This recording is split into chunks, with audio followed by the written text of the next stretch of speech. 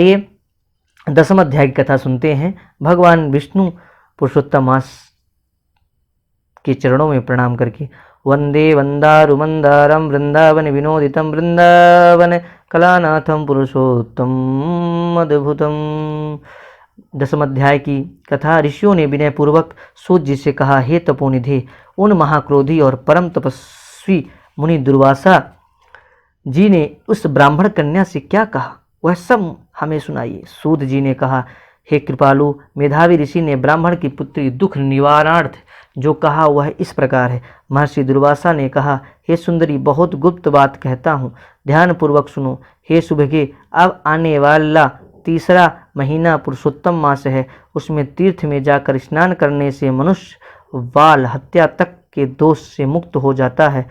हे सुंदरी, इससे अधिक कार्तिक आदि महीने भी नहीं हैं। सब महीने, पक्ष और पर्व आदि पुरुषोत्तम मास की 16वीं कला के समान भी नहीं। वेद शास्त्र के समस्त साधन इस मास की 16वीं कला से भी समानता नहीं कर सकते। हे सुंदरी, गंगा में 12,000 वर्ष तथा गोदावरी में एक समय के स्नान तथा सिंह के बृहस्पति में एक बार स्नान करने से जो फल प्राप्त होता है, वही फल किसी भी स्थान पर एक बार स्नान करने से इस मास में प्राप्त हो जाता है। इस मास में दान, तप, जपादि करने से मनोकामना पूर्ण होती हैं। इसलिए श्री कृष्ण के प्रिय इस मास में तुम भी सेवन करके अपनी मनोकामना को पूर्ण करो। हे सुभगे, मैं भी इस पुरुषोत्तम मास के सेवन करता हूँ, अतः तुम भी इसका सेवन करो। मुनि दुर्वासा इस प्रकार उस ब्राह्मण कन्या से कहकर चुप हो गए। श्री कृष्ण बोले, दुर्वासा के वचन सुनकर वह मूर्ख कन्या क्रोधित हो कहने लगी, हे ब्राह्मण, आपके वचन मुझे पसंद नहीं है। माघ, कार्तिक एवं वैशाख आदि मास सेवन करने पर क्या इससे कम फल देने वाले हैं क्या? शिव, पृथ्वी, सूर्य, अंबिका एवं गणपति की सेवा पूजा क्या उससे कम फलीभूत है क्या? व्यतिपात आदि योगों को छोड़कर आप इस मास की प्रशंसा क्यों करते हैं? यह मास तो सब कर्मों में निंदित मलमास है। सूर्य की संक्रांति इसमें न होने पर भी इसे आप श्रेष्ठ कैसे कह सकते हैं? मैं जानती हूँ कि सब दुखहारी निसंदेह श्रीहरि हैं, परंतु यह कैसे मान लूँ कि यह मलमास श्रीहरि का विशिष्ट प्रिय मास है। ब्राह्मण पुत्री के यह वचन सुनकर महर्षि दुर्वासा की आंखें क्रोध से लाल हो गई, किंतु मित्र कन्या होने के कारण उसे श्राप नहीं दिया, अपितु दया आ गई।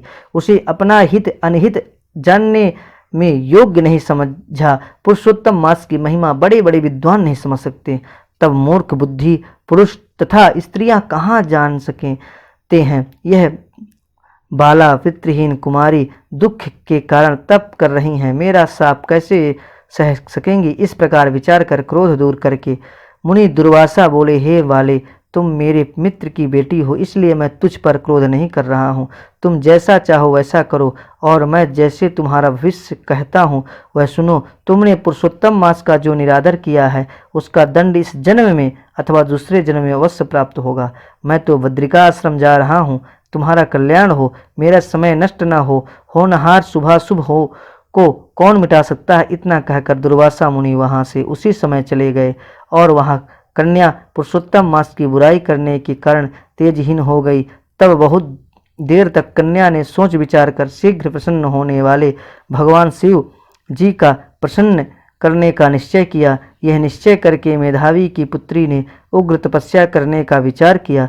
सूत जी बोले, इस तरह उसने महामुनि के वचन का निरादर किया और बहुत फल देने वाले लक्ष्मीपति एवं सावित्री ब्रह्मा आदि का पूजन त्याग केवल पार्वती पति शंकर जी की आराधना करने लगी। इस तरह करके यह पुरुषोत्तम महात्मा कुमारी शिव आराधना नाम उद्योग का यह 10वां अध्याय संपूर्ण हुआ।